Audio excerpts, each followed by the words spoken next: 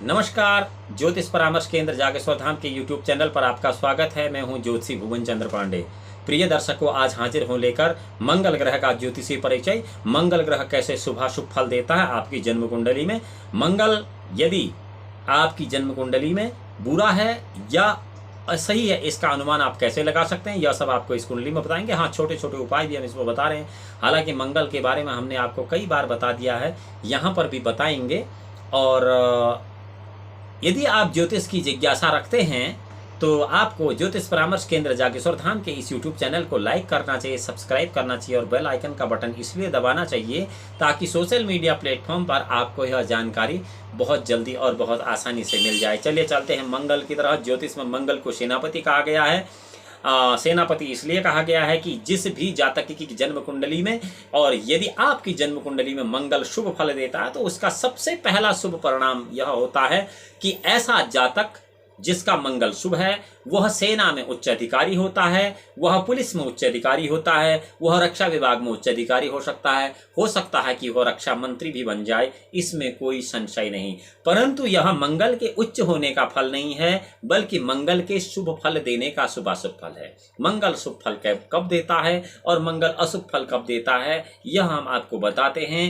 मंगल शनि से शत्रुता करता है, परंतु शनि मंगल से कतई शत्रुता नहीं करता है। इसलिए शनि मंगल की युति बहुत बेहतरीन होती है कि शनि मंगल की युति किसी भी जातक की जन्म कुंडली में है तो ऐसा जातक बहुत ईमानदार, बहुत नियमबद्ध और बहुत डिसिप्लिन होता है। वह कानून को मानने वाला होता है। और कई बार अगर शनि मंगल की युति में कोई आदमी अगर न्यायाधीश बन गया तो उस न्यायाधीश की जो जजमेंट होती है वह काबिले तारीफ होती है। शनि मंगल अपने आप में इतना बेहतरीन युति होती है कि अगर ज्योतिषी कोई आपको शनि मंगल की युति खराब बताता है तो यूं समझिए कि वह ज्योतिष को नहीं जानता है। मंगल हमेशा आगे चलने को और गलत काम करने को बिल्कुल भी नहीं हिचकिचाता है। यदि मंगल शुभ फलदाता है तो आपको सेना का उच्च अधिकारी, पुलिस का उच्च अधिकारी, रक्षा विभाग का उच्च अधिकारी या रक्षा मंत्री तक पहुंचा देता है। लेकिन यदि मंगल अशुभ है तो आपको डाकू, बदमाश और बहुत सारा सामाजिक कुकृत्य करने वाला आदमी बना देता है। मंगल जिस भी गलत काम को करने की इच्छा करता है उसमें सीधे आगे बढ़ जाता है, वह अत्यंत साहसी है। परंतु शनि ऐसे काम करने से बार बार उस व्यक्ति को पीछे खींच देता है। शनि कहता नहीं, ऐसा नहीं करना है। मंगल 10वें भाव में शनि के घर में अकेला हो या शनि से संबंध रखता हो किसी प्रकार, तो ऐसा जातक जो है राजा के तुल्य होता है, राजतुल्य होता है। मंगल अगर राहु को देख रहा होता है तो ऐसी स्थिति में जन्म कुंडली में राहु की अशुभता खत्म हो जाती है, अर्थात राहु शुभ फल देने लगता है। आप देख रहे हैं कि मैं जिस प्रकार से आपको ज्योतिष का फलादेश बता रहा हूं यह बिल्कुल भिन्न है और फलादेशों से, क्योंकि यह ज्योतिष का सह संबंध है। ज्योतिष का सह संबंध जानना बहुत आवश्यक है, क्योंकि ज्योतिष त्रिस्कंधज्ञ है, सिद्धांत होरा संहिता का जानकार दैवज्ञ ही ज्योतिषी कहलाता है। यहां मैं यह कतई नहीं कह रहा हूं कि मैं त्रिस्कंधज्ञ ज्योतिषी हूं, परंतु मैं आपको अपनी अल्प बुद्धि के अनुसार समझाने की कोशिश कर रहा हूं। मंगल राहु को देखे तो राहु का अशुभ फल आपकी जन्म कुंडली में नहीं होता है, परंतु राहु मंगल को देखे तो नाना प्रकार के रोग आपको जरूर करा देता है। और चंद्र का उपाय अगर आप जन्म कुंडली में कर रहे हैं तभी मंगल शांत होता है। देखिए क्या बेहतरीन आपको सहसंबंध बता दिया ज्योतिष में कि यदि आपको अपना मंगल ठीक करना है तो आप मंगल को छोड़ के चंद्रमा का उपाय करिए। क्या बेहतरीन सहसंबंध है, कोरिलेशन इसको एस्ट्रोलॉजी में कहते हैं। मंगल और केतु की परस्पर युति या मंगल और केतु कहीं पर भी संबंध बना रहे हैं तो आपकी जन्म कुंडली में ये दोनों ग्रह पापी हो जाते हैं और दोनों अशुभ फल देने लगते हैं। मंगल भी अशुभ फल देगा और केतु भी अशुभ फल देगा। यहाँ ध्यान रहे, मैं केवल मंगल ग्रह का ज्योतिषी परिचय आपको करा रहा हूं। आपको यह कतई नहीं समझना है कि सभी नवग्रहों के बारे में आपको बता रहा हूं, लेकिन मंगल के साथ इनका क्या शुभाशुभ फल होता है यह बनाना बहुत जरूरी होता है।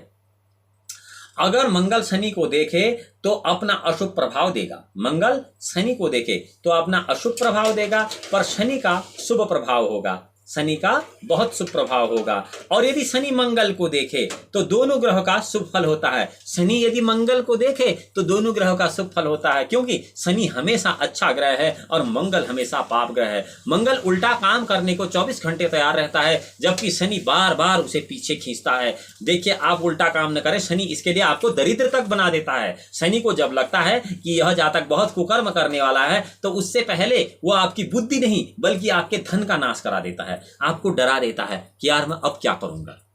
यह इसीलिए होता है। तो इसलिए जब आपके पास पैसे की कमी होती है तो वहां पर आपको भगवान का धन्यवाद करना चाहिए कि हे प्रभु, आपने हमारे लिए बहुत अच्छा किया, क्योंकि कहीं ना कहीं मंगल आपको गलत राह पर ले जा रहा था, इसलिए शनि ने आपको दरिद्र बना दिया। यह भी ज्योतिष का एक बहुत बड़ा सहसंबंध है। परंतु यहाँ तथाकथित ज्योतिषी आपको यह कह सककर भ्रमित कर सकता है कि आपका तो धन का नाश हो रहा है, आपके साथ तो बड़ा गलत हो रहा है। धन की कोई उतनी बड़ी आवश्यकता इस जीवन में नहीं है जितनी बड़ी बता दी जाती है। धन आवश्यक है, किसी भी शुभ कर्म कार्य करने के लिए धन आवश्यक है, लेकिन ऐसा भी नहीं कि जहां शनि आपको दरिद्र बना रहा है तो इसका अर्थ यह है कि शनि आपको उन सभी कुकृत्यों से पीछे धकेल रहा है जहां आपको नहीं जाना चाहिए। जन्म कुंडली में सूर्य बुध की अगर युति है जिसे आप बुधादित्य योग कहते हैं, तो मंगल इस समय में शुभ फल देता है, सूर्य और बुध इसमें कोई शुभ फल नहीं देते हैं। सूर्य शनि की युति है तो मंगल का अशुभ फल मिलता है। सूर्य और शनि यदि आपकी जन्म कुंडली में अगर इकट्ठे हैं तो न सूर्य बुरा फल देगा न शनि बुरा फल देगा, बल्कि ऐसी स्थिति में मंगल बुरा फल देगा। देखिए, गणित तो मैं आपको यहां बता नहीं रहा हूं क्योंकि ज्योतिष गणित बहुत दुस्साध्य है और बहुत ही मुश्किल का काम है। हालांकि बहुत वर्षों से यूं कहें कि ज्योतिष मेरे लिए व्यक्तिगत तौर पर तो मैं ज्योतिष में रचा बसा हूं, अलग बात है, लेकिन इतना आसान भी ज्योतिष गणना नहीं है। परंतु जो फलाफल मैं आपको बता रहा हूं वो आपके लिए कितना आसान है। देखिए, सूर्य और शनि अगर एक साथ हैं तो वहां पर मंगल अशुभ फल देगा, यह आपको जानना चाहिए। शरीर के मध्य में नाभि के आसपास का हिस्सा जो है वो मंगल का है, इसीलिए महिलाओं को अपनी नाभि कभी भी किसी जातक को नहीं दिखानी चाहिए। अर्थात सभी महिलाओं से मेरा विनम्र निवेदन यह है कि आप कभी भी कहीं भी जाते हैं तो आपको अपनी नाभि ढककर रखनी चाहिए, क्योंकि नाभि पर दृष्टि मात्र पड़ने से ही आपका मंगल कमजोर हो जाएगा, यह आपको पता भी नहीं लगेगा आजीवन। हालांकि आप उस अशुभ मंगल के फलों को आत्मसात कर रहे होंगे, परंतु आप इसको समझने के लिए कभी भी समय नहीं निकाल पाएंगे, क्योंकि मंगल सेनापति है। यदि कोई आदमी अपनी नाभि दिखा रहा होता है जाने अनजाने कि उसने बहुत शॉर्ट कपड़े पहने हैं, उसकी नाभि दिख रही, कहते हैं ना नहाते समय छुप के नहाना चाहिए, किसी के सामने नहीं नहाना चाहिए। इससे क्या होता है भाई, अगर आप नहा रहे होंगे तो लोगों को आपकी नाभि नजर आएगी। वो कोई जादूगर तो है नहीं, तांत्रिक तो है नहीं कि आपको, लेकिन दृष्टि मात्र से ही आप कमजोर हो सकते हैं। इसलिए आपको अपनी नाभि ढक कर रखनी चाहिए। इसीलिए वस्त्रों का निर्माण किया गया। क्या जरूरत थी भाई वस्त्र पहनने की? 10 आदमी एक कमरे के अंदर रह सकते थे, तो वस्त्र पहनने की जरूरत क्या थी? वस्त्र पहनने की जरूरत केवल शरीर को ढकने की थी, डिजाइन करने की नहीं थी। क्षमा कीजिए। और सूर्य रश्मियों का सीधा प्रभाव जो है नाभि पर पड़ता है, यह भी एक वैज्ञानिक तथ्य भी है। सूर्य की रश्मियों का सीधा प्रभाव शरीर के किसी भी अंग पर अगर पड़ता है तो वह है नाभि। यानी कि नाभि एक ऐसी चीज है जहां पर सूर्य की रश्मियों का सीधा प्रभाव पड़ता है। और ये अर्थात कुंडली के चौथे भाव में मंगल की शुभता और अशुभता इस बात पर निर्भर करती है कि आपका डिसिप्लिन क्या है। आपको यह जानना बहुत जरूरी है कि अकेला मंगल शेर के समान हो जाता है, जबकि जन्म कुंडली में वह कहीं पर भी अकेला हो, इतना घातक हो जाता है। और अशुभ मंगल जो है वो शूल सदृश हो जाता है, अर्थात आपको डरपोक बना देता है। मंगल को फारसी में जो है वो मुरेह कहते हैं, अंग्रेजी में मार्स कहते हैं, हिंदी में इसको मंगल कहते हैं। इसका बार मंगलवार है और रंग रक्त है, रक्तवर्ण।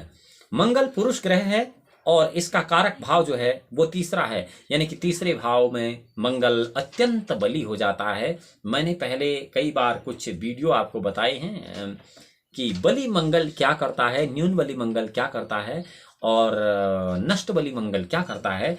तो बली मंगल क्या है? तीसरे भाव में मंगल बली होता है।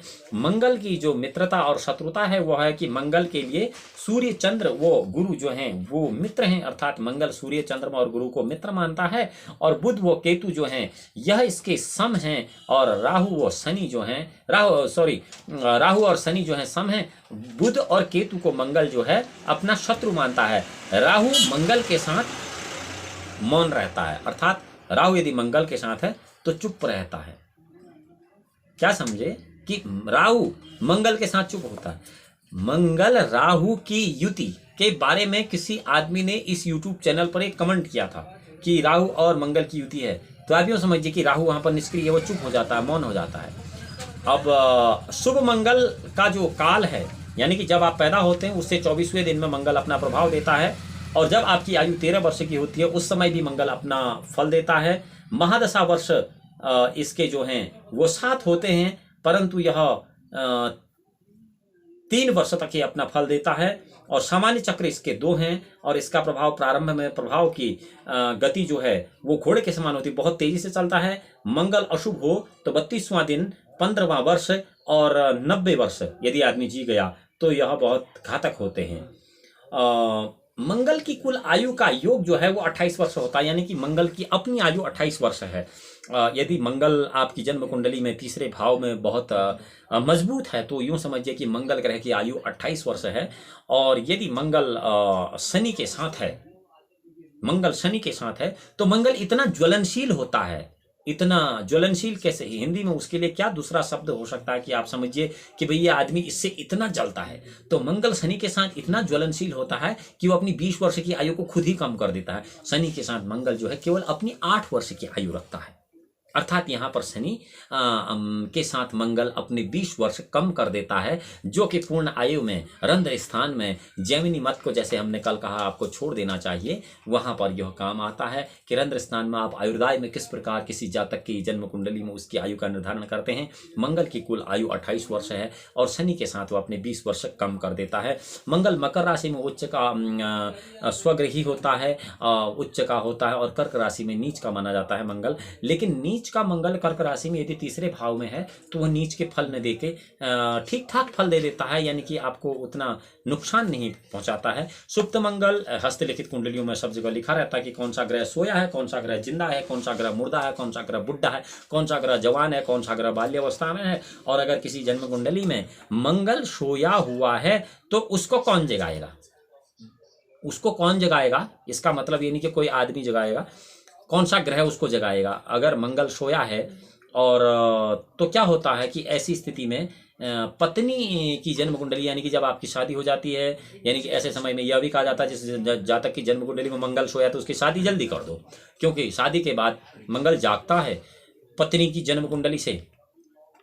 मंगल जागता तब है, सोया हुआ मंगल कब जागता है, जबकि जातक की आयु कम से कम 28 वर्ष हो जाए, अन्यथा मंगल सोया रहता है। सुप्त मंगल का सीधा अर्थ यह है कि 28 वर्ष तक यह मंगल उस जातक को कोई शुभाशुभ फल नहीं देगा। आप इसको सीधे अर्थ में समझ लीजिए कि सुप्त मंगल का यह अर्थ है कि 28 साल तक वो मंगल उच्च का हो या नीच का हो, उसके कोई फल आपको नहीं मिलेंगे, क्योंकि वह सुप्त अवस्था में है। 28 साल की उम्र के बाद ही वह मंगल आपको शुभाशुभ फल देना शुरू करेगा।